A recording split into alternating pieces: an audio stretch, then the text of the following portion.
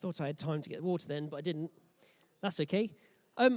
Interesting. I hope there's been some interesting worlds that have been described there. Most of the ones that, when I come up with the ones that I'd like to be in, most of them, I don't think I'd survive very long in those worlds. And you might have found that in a similar way. It might be that you chose a very safe one. I don't know, one that you could be secure in. But there's something quite interesting about those universes, those worlds that it takes us into. And I think some of that has been a bit of an escapism as well over the last couple of years, a time when it's actually been not very nice stuff that's actually been going on in the real world. And sometimes it's quite a nice thing to be able to step into that. But I think there's a lot of people that are experiencing that. There's a lot of people that's been a common thing that people have been experiencing. So I'm going to read now I'm going to read a passage. So if you've got your Bibles or if you've got your phone, you'd like to look on it, it's Acts 17, verse 16 to 21. And just to give this a bit of context, this is Paul going to Athens and actually talking to the people that are from a different culture to him. And he had to find something that actually connected with them in a new way, something that actually was their language. And it's quite an interesting way of how he dealt with that. So if you've got your Bibles or you're looking on your phone, it's Acts 17, and we're just going to look at verses 16 to 21. And it says, while Paul was waiting for them in Athens, he was greatly distressed to see that the city was full of idols. So he reasoned in the synagogue with both Jews and God-fearing Greeks, as well as in the marketplace day by day with those who happened to be there. A group of Epicurean and Stoic philosophers began to debate with him. Some of them asked, "What is this babbler trying to say?" Others remarked, "He seems to be advocating foreign gods."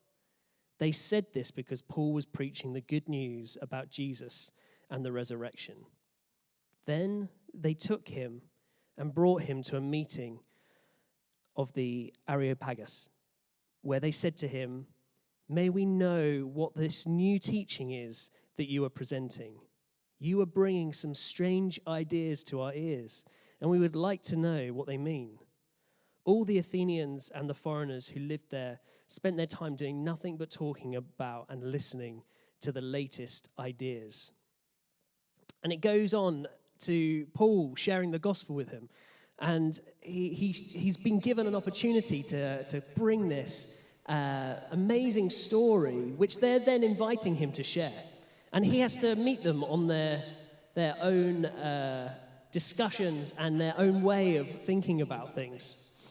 And we're going to watch a video now, which is basically Hannah Steele explaining a little bit more about this chapter and a little bit about the 4 questions that the gospel should be answering, the reason why it's been so important to us. So let's watch this, and this will hopefully give us a bit more of an overview of this chapter. Seen over these 5 weeks is a story. It is the story of the good news of Jesus Christ. And this gospel concerns 4 big questions at the heart of the universe. And these questions can be found in all kinds of places. The first question that the gospel raises is, who are we? What does it mean to be human? The second question the gospel raises is, what's wrong with the world?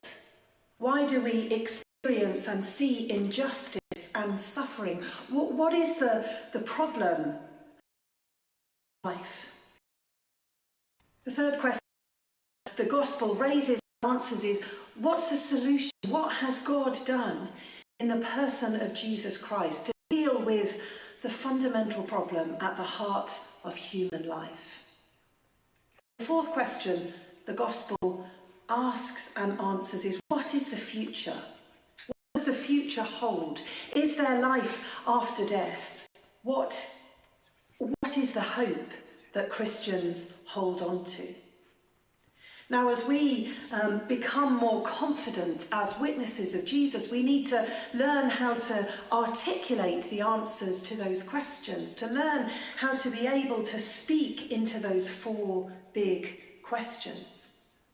But the fact is, we can also learn to identify where those questions surface in our culture.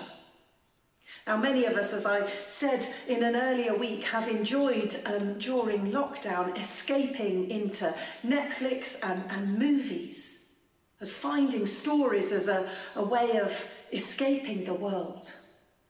But what might it be to look at those stories as clues which point to those big questions of the gospel? In virtually any book we might read or film we might watch, it will raise and engage with one of those questions. And how, like Paul, can we become better at not just saying, did you like that film or did you enjoy that series on Netflix? But instead to ask questions like, what do you think that film was saying about the state of the world? What do you think that film was saying about the future and our future? Did you agree with it? Did you disagree with it? Using books and films in this way can be a great way of moving conversations on from the superficial, where we focus on our preferences and our likes, onto deeper questions. And once we find ourselves having a conversation about what does it mean to be human, or a conversation about the future of the world, then we are, as Paul found in Athens, just a step away from the good news of Jesus, and we can speak of our faith with real credibility and honesty.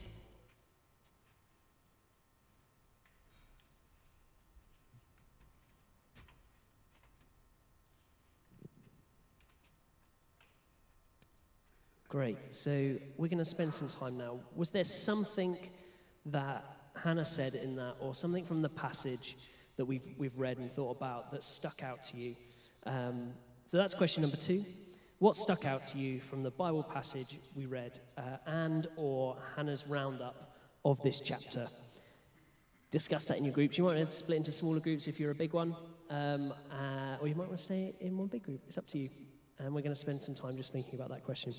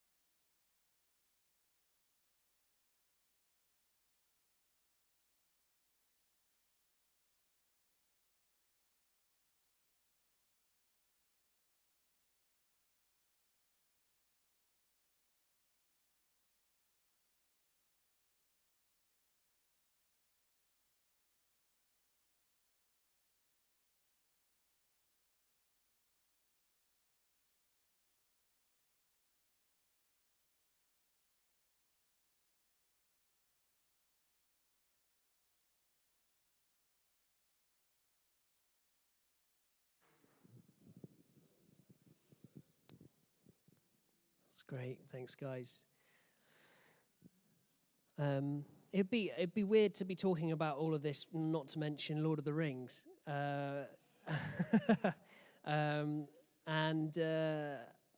sadly, Toby's not here tonight, but it's his birthday, so that's also why I thought I'd mention it. He's a big Tolkien fan, and I don't know if you've seen those films, but there's something really interesting. I find it really interesting watching it, knowing that the author was a Christian. Because there's so many parallels as I'm watching it. It's been so many times I've thought, like nudged. I watch them every year at Christmas time with my parents. Well, I sit and watch them with my mum. My dad normally watches it on a little DVD player on his own because he likes to be in the zone and sort of working through the process of the films. But there's something about you nudge the person next to you, and especially if the other person is a Christian, you're like, oh yeah. Yeah, that's a bit like that, isn't it? And the thing about the ring always gets me, this weight that Frodo's carrying around his neck, and it gets heavier and heavier and heavier, and in the end he has to get rid of it, has to cast it into the fire. And so often I think, that's just such a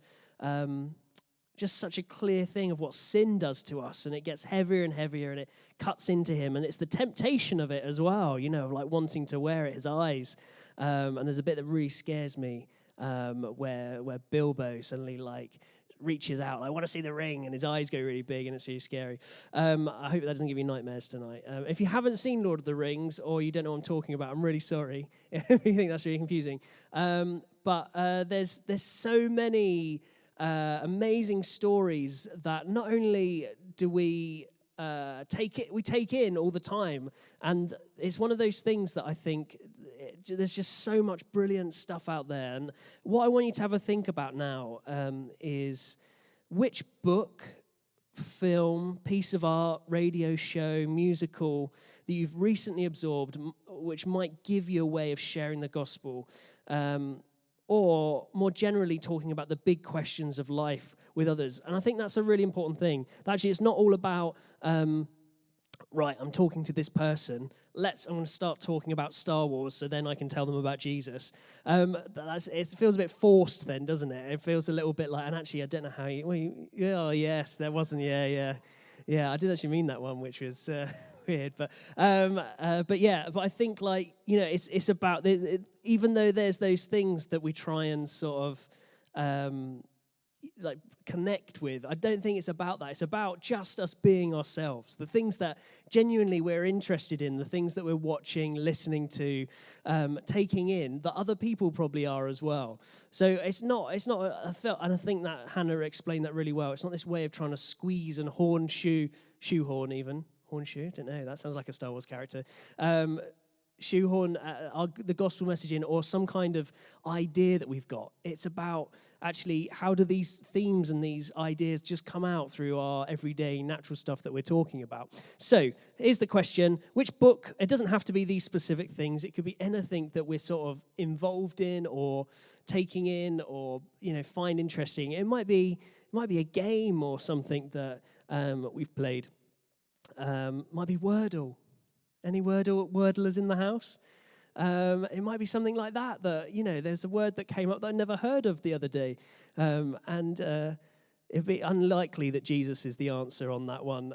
But it could be. Who knows one day? They don't go names, do they? But, it might be that actually something comes up. That's in the thing. But so which book, film, piece of art, radio show, or anything musical that you're currently thinking about, you're currently taking in, picks out on some of those big questions of life. So let's spend some time just talking about this in our groups.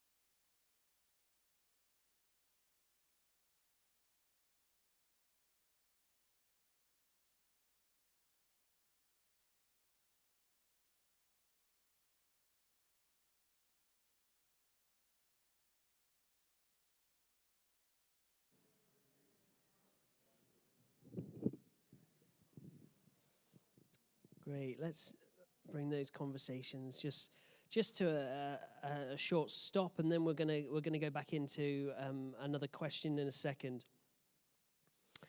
So that's been a little bit of a focus on maybe things that we've been absorbing, things that we've been reading, listening to, different things that are part of our life. But there's also stories that are big stories. That's almost, some of those are sort of smaller things that, come up, and it might be that not everyone's seen the same series as you, but there are things that are happening in the world all the time that can be really good ways of explaining the gospel, again, that will bring themes up. And we've obviously, at the moment, there's one that's happening, which is actually meaning that a lot of people are thinking about the world and everything. We've come out of this horrible time where we've been fighting this disease, and then we're coming into this new time where we're seeing what's going on in the Ukraine and with Russia, and it's on the news. If everyone's seeing what's happened, people can't escape from that specific thing, and it means that people are actually having conversations around that as well. And I guess the question is, like, what are those things that we're going to discuss in a minute? What are those things that are happening, that are coming up on the news, that are part of that bigger story, the bigger narrative, that are affecting whole countries or the whole world? What are those things that actually have been, conversation starters and things that are actually happening? We're going to watch a video in a second, and it's Hannah Steele's interviewing a lady called Dr. Amy Orr-Ewing. It's someone you may have heard of, Amy Orr-Ewing, before. And she's a specialist in apologetics, in evangelism. She travels around the world, and she gets asked a specific question about some time that she spent in Zurich, and we're going to listen to that. It does talk about suicide, so if that's something that is a trigger for you, or something that afterwards you'd like to talk and pray through, or it's been just something a bit raw, then please, I would love for you to email us and have that conversation. We'd love to be able to pray with you about that.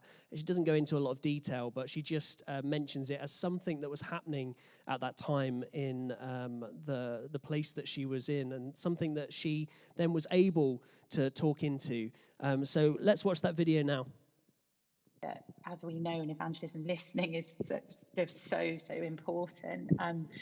And for me, that has meant a sort of, because as you say, the opportunities I've had and calling, etc., have been, with that possibility of travel and going to quite diverse places. So it's kind of listening to the big trends in culture, the big picture questions people are asking, whether that's kind of fear and hopelessness. 2019, the dystopian novels were topping all the bestseller lists.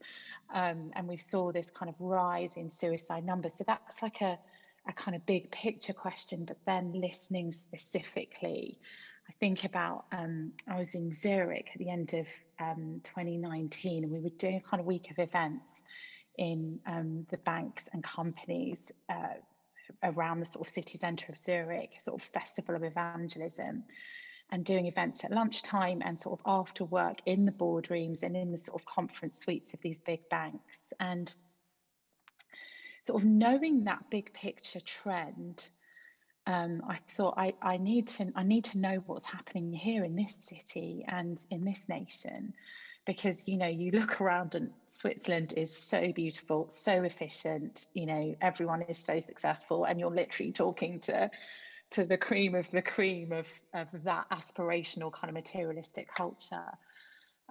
So I through conversation discovered that there'd been a sort of spate of quite high profile suicides of chairs of banks and CEOs of large companies, and then began to dig a bit deeper and look at some of the articles that were being written. And there was this sort of huge heart cry about this rise in attempts in suicide amongst young people. I found myself in, one of the sort of super elite locations in a super elite city, talking about hopelessness, talking about how our pursuit of happiness in the particular form of acquiring wealth hasn't delivered what we hoped it would, and suggesting a different answer to that cry for meaning and purpose in Jesus. And yeah, it was just a really powerful experience of seeing God at work in a really unlikely place. But I think that's a sort of example of trying to do, I guess, what Paul did brilliantly in Athens, which was to look and to listen and to observe, I guess, the sort of specifics of their situation and see how the gospel then speaks to a generation at a particular time and place.